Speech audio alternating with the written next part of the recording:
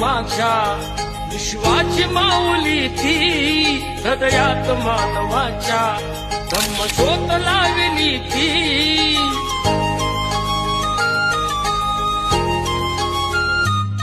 या सावलीत माझ्या